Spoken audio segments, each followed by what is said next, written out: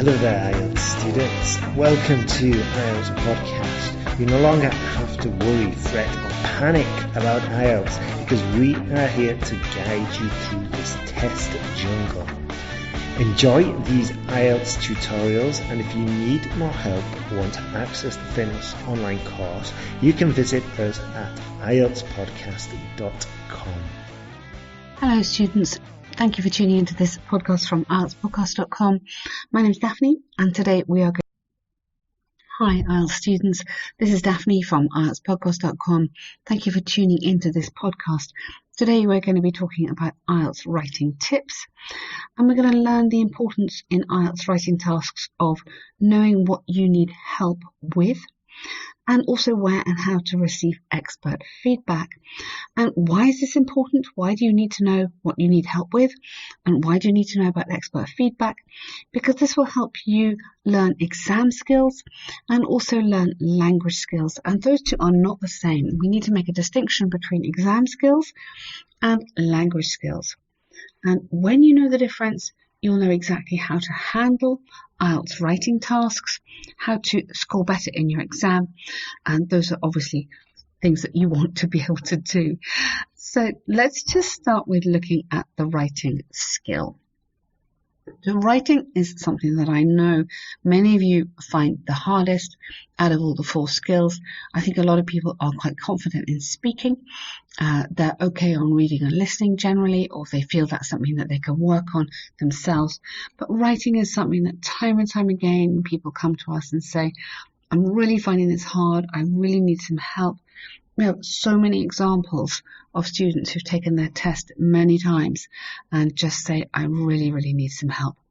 So what we're going to do as well today is look at some student examples, and I hope those will inspire you and motivate you to achieve your very best and to keep on working, because it's hard, takes a long time, we know that. Let's just go back a step and thinking about writing in general. What is your writing like in your language? Writing proficiency in a second language for most people is very difficult to achieve and harder than speaking, listening or reading. I mean, how many times have you heard someone say, yeah, I understand everything in Spanish, or I understand Italian, but actually writing in Italian or Spanish is a totally different game. Maybe it's hard because your script is different from English. Chinese or Arabic students, that's particularly challenging. Maybe it's hard because when we write, it's permanent. That means that we might often need a more formal style. You may be quite confident in writing emails in English, for example, but writing an academic essay is a totally different skill set. You need a different kind of control, you need different language, you need different formula. And also when we're speaking, we can go backwards. We can say, oh, sorry, I got that wrong, let me just correct myself. Whereas in writing, you have to be accurate. And also in an IELTS exam, we have very little time to go back. So you need to be careful on the grammatical structures, how we organize the writing, the conventions that are needed for academic, the conventions, that means what that is needed for letter writing, for example. That means how do we do a letter of complaint? How do we do a cover letter for a job?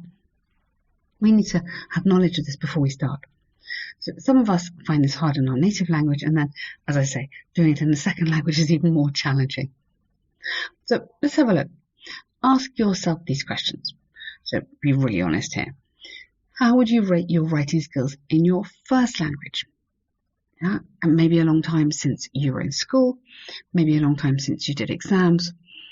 So I think that's a really important thing to just be aware of, this whole difficulty in writing in general.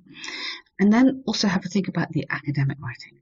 So for task 1 in particular, academic writing for the task 1 is a report on a graph or a pie chart or a map, something like that. It is much more mathematical or scientific. It's like a very formal kind of report. Doesn't need much chat in it, compared to a letter. In the general exam, where you might be writing a letter to a family you're going to stay with, obviously you're going to show a totally different range of skills doing that. So know your strengths and know your weaknesses. So what kind of mistakes do you commonly make? Is it vocabulary that lets you down? Is it a lack of grammar? I've been working recently with a couple of Russian students, and for them, they don't need articles in Russian, but obviously we do need articles, the, a, and in English. It's a complex area. It's an area where there are a lot of mistakes, that if you know that that's something you need to work on, then acknowledge that, and then you can start preparing. Plan to write and write a plan. How well do you plan your writing, and do you follow the plan? So what is your difficulty? What goes wrong for you? In order to identify what goes wrong, you may need expert feedback. Now, feedback is something that we do at IELTS podcast. I don't know if, I know that many of you are working with us currently on essay corrections, and this is something that you can easily access through the website. You can get a sample essay corrected, and that will give you expert feedback, and will highlight to you what your strengths are, which is super important to know what the good bits are, but also where your weaknesses might be and what you can do to address those, because this is how you're going to improve, and this is how you're going to move forward. So getting some kind of help, getting some kind of feedback is really, really useful and really important. This can give you guidance on IELTS Task 1 and Task 2 and show you how you can prepare. I just want to give you an example of a lovely student, a great success story, Aline. So she's a Brazilian nutritionist working in London, and she has just completed her IELTS and done incredibly well. And she was working in a language school before, so in a group of students, which she enjoyed, but she felt that it wasn't helping her specifically. Sometimes the class was focused on something that she already felt confident in, so she came away thinking, well, it's a wasted class. I need to focus on what I need help. So she came to us and worked with us, and we could easily say to her, okay, you're great at this, keep going on that, but you need to spend more time. For her, it was more like building her vocabulary and becoming more confident and expanding her vocabulary. So that's something that we particularly worked on with her. Another student I've just been working with is in Australia, a very, very high level language already. He is working at university, so he had no problem on that, but his writing was almost too formal and too academic and much, much too long. So he was regularly writing essays that were 500 words long and just almost not getting the point across. So for him, he needed to be more concise. He was actually used to writing much longer essays, so for him to come down from a dissertation length to a shorter length was the challenge. So as long as you learn what you need to do, then that's going to help you hugely. And expert feedback will guide you on that. We have a lot of students who are not sure about exam skills. So we're going to look now at exam skills. What are exam skills and what are language skills? And why is it important to feel confident in both those? So with exam skills, the three key words I want to mention to you are know, plan, and revise. Now, know means knowing what to do in each task, knowing what the examiner is looking for. And this is a really key thing that Aline, the Brazilian nutritionist, highlighted to us. She said, I had to understand the exam and understand what the examiner was after before I could move forward. And we often recommend to our students to look at the band descriptors. These are widely available from IELTS. Just go on the IELTS.org website, look at band descriptors, and they will tell you what band 9 user is meant to do, what a band 8, more realistic, band 7, band 6, what are you meant to be able to do? And that means what are they marking you on? So you should be able to know that, become familiar with that, and also become familiar with the types of task. That means the graphic descriptions of several types, so the pie charts, the bar charts, the maps, for example, in the academic task 1, and the different types of letters you might have to write and the purposes of those in the general task 1. Now, we've done lots of podcasts on those, so go back into the back catalogue, search up IELTS podcast general letter types or general task 1 letters, and you'll have a range of examples. useful language, all sorts of sentences that you can drop in to your essays. It gives them the structure immediately.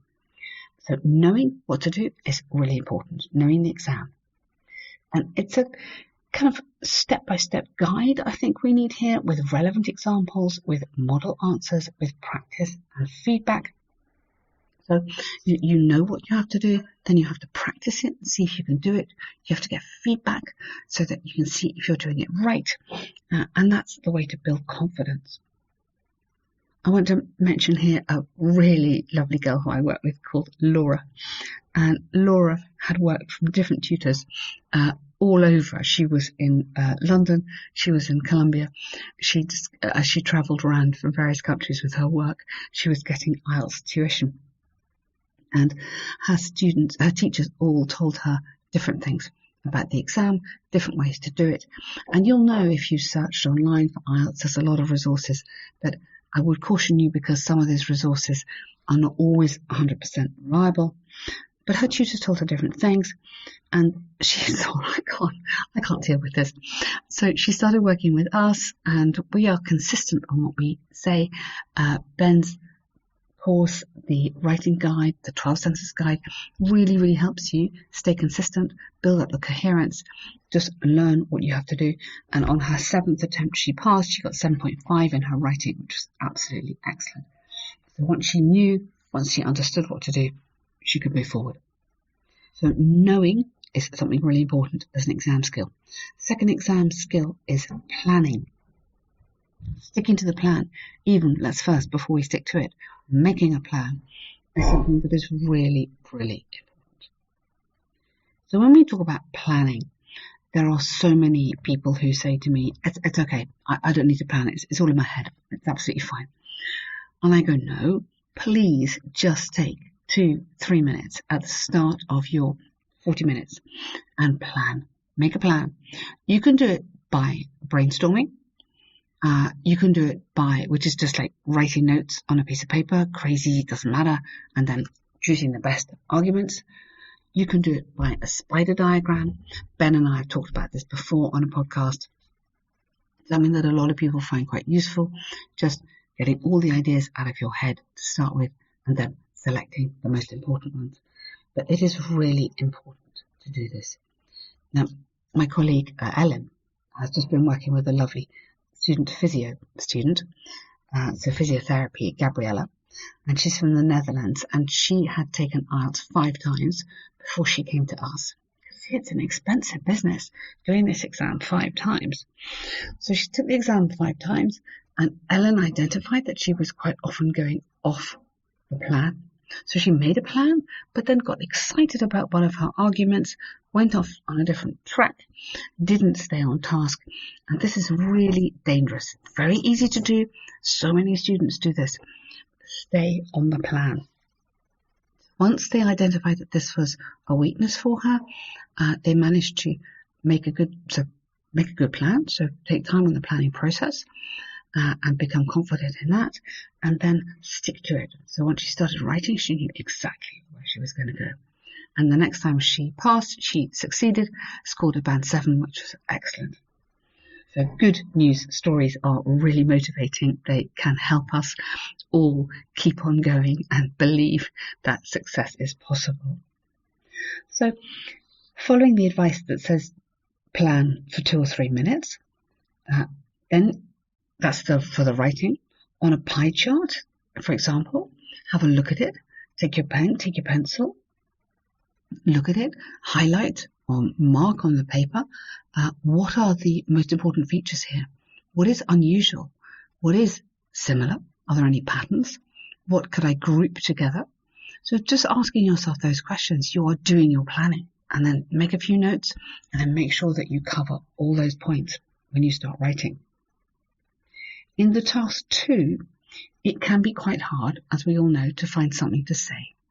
That awful moment that so many students talk to us about my mind went blank, I had no ideas, I didn't know what to say.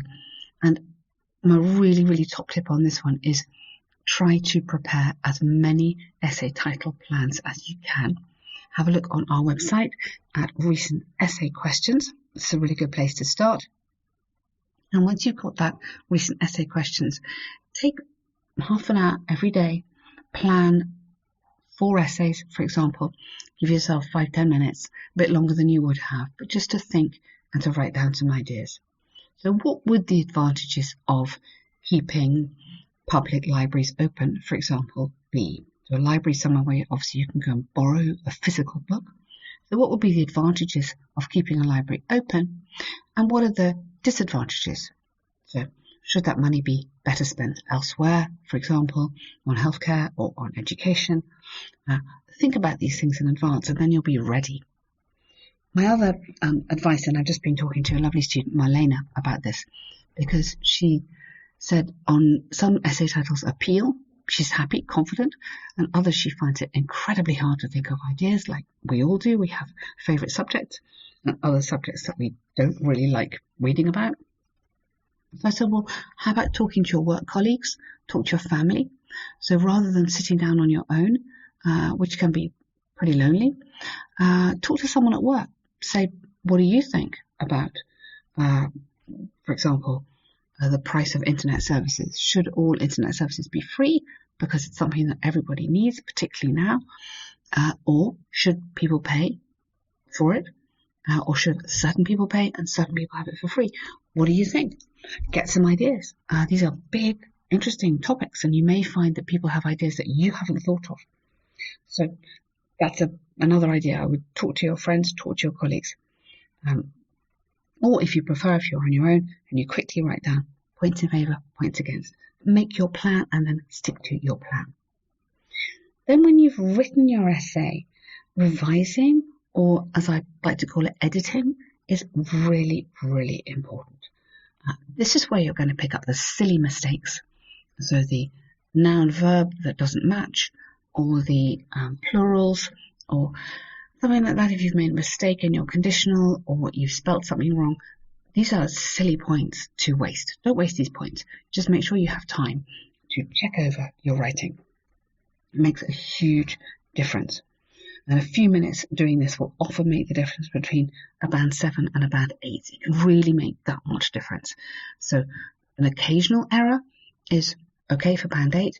Band 7, the examiner will spot if you're making quite a few mistakes. It makes a big difference. And be aware of where you make mistakes. So if you know that you have an issue with articles, for example, or if you know that you have an issue with spelling, then take extra time. Really good example here was a student of mine called Cesar in Colombia, and he wrote beautiful, beautiful essays, but he knew that he made quite a few mistakes in his writing, and he had to make time to go back and check and correct. And it made a huge difference to the quality of his writing. Just writing a little bit less because he was a bit short of time, but stopping his essay at about 330 words and then going back and checking rather than writing 380 and not checking, and that made a huge difference. So that gave him confidence that he could do it, and of course his writing was going to be more accurate. So just to recap now on exam skills, you need to know the exam, to plan, and then to revise and edit your writing. So language skills. In language skills, you may find that expert assistance is even more helpful. This is going to give you detailed information about what you need to do, and then also how to do it. So this is something that we do a lot on the course. We're looking at skills, how to make your essay the best it possibly can be, how to add the kind of little nuggets of grammar, of vocab, of structure that the examiner will be looking for, and teaching you how to do that. So language skills, it's important obviously to know how to answer all parts of the question. So this will enable you to score highly on task achievement or task response. You need to know how to structure your answer using paragraphing and connecting to link the ideas together. This is the coherence. You need to know how to use and show an appropriate range of general and specific vocabulary. So it's very often we see in essays just casual words sneaking in.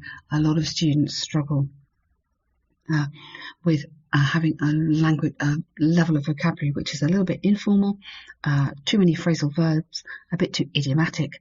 It's okay in the speaking, part 1, maybe part 2, but in the writing part, writing task 2, you need to be showing quite formal language.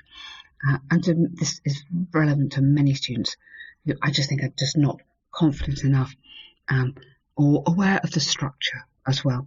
So Naveed, we worked with Naveed from Bangladesh. He, goodness, worked incredibly hard, going from a 5.5 to a 7 during lockdown. Incredible work, absolutely. Congratulations, did really, really well.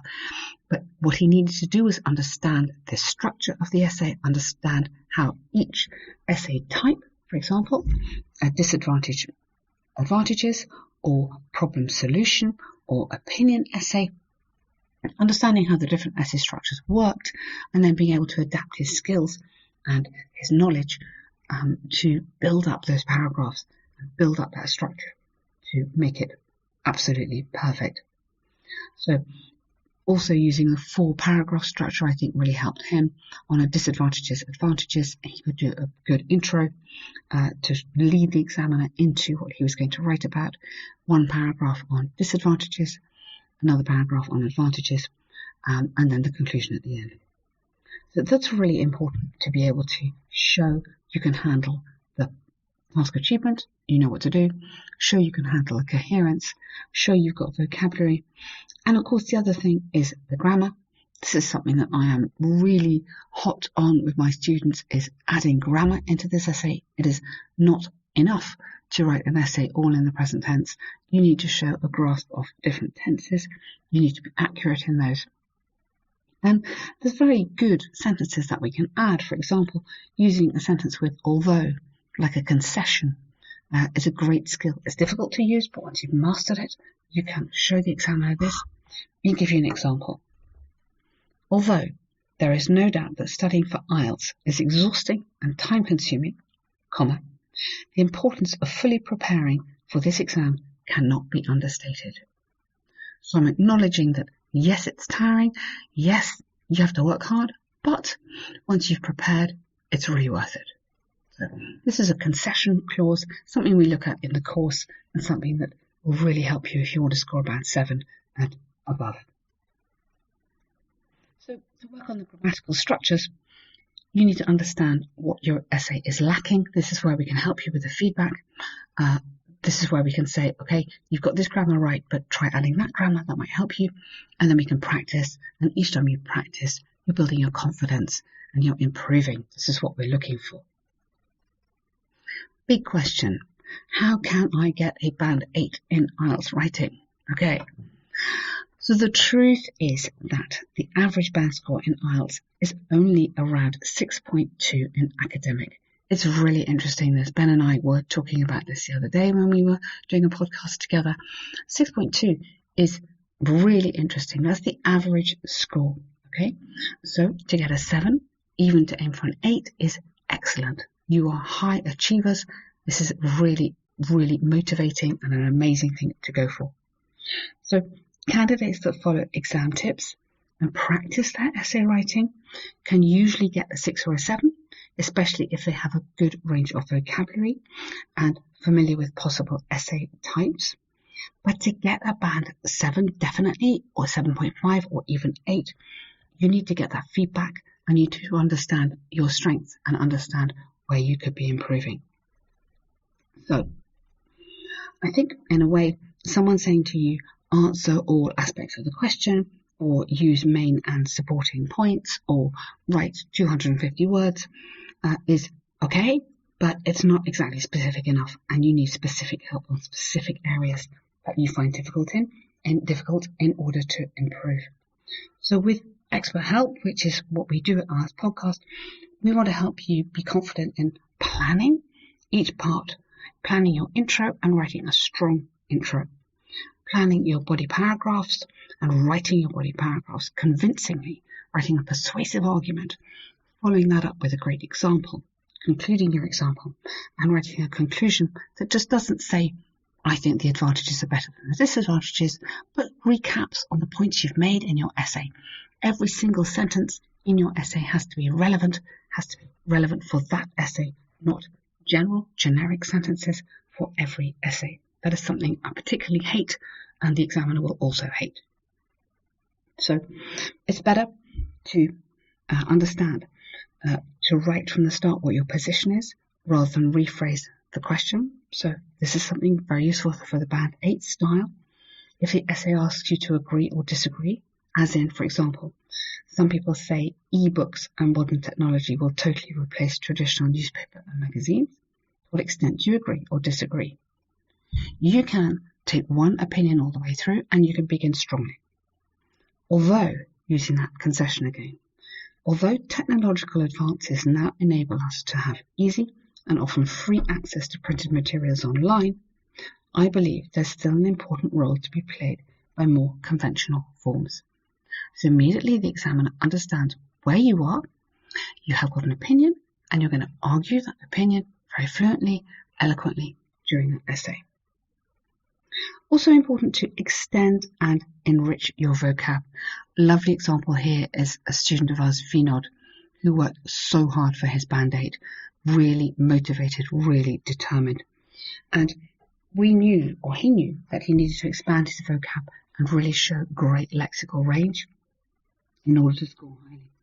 So he worked on vocabulary looking at word families, building up synonyms, building up antonyms, building up collocations, an amazing list of collocations, which words work together, which sits naturally in English. It's so important to do this and to have this skill and to have these at your fingertips when you come to doing the exam. So which collocations are used formally, which are used more informally, and that hard work really, really paid off. So that was something that we could help him with, but then he did the extra hard work.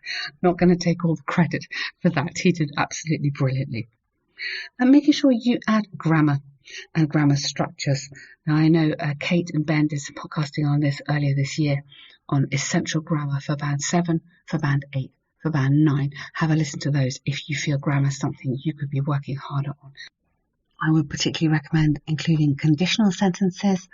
A second conditional is pretty straightforward, and you can add that in as an example, or even a third conditional to just give you a little sample of that one yet. If students, if the student had practiced more for the exam, they would have scored a higher grade. So if the student had practiced more for their exam, they would have scored a higher grade. So to be able to put in a third conditional will give you extra great points for grammatical range and accuracy.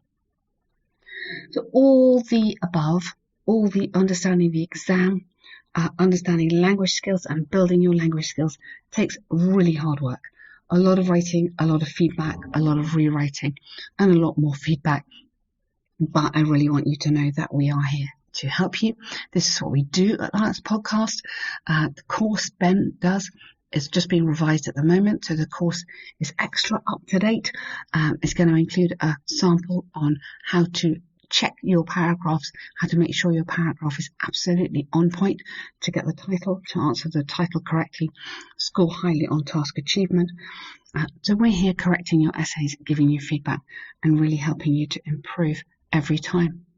As I say, pick up a sample correction if you haven't done one already. We'd be delighted to go through that with you, and then get involved in the course if you feel that you want some more expert help, that you've had enough of a group lesson or you just want help for you personalized.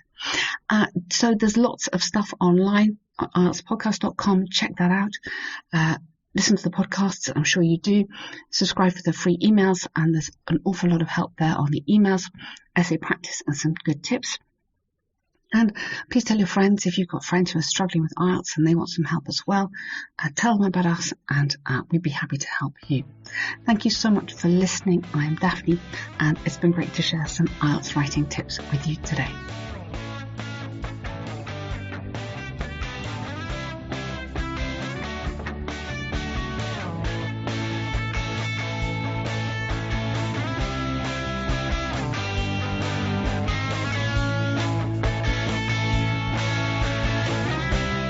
Thanks for listening to IELTSpodcast.com.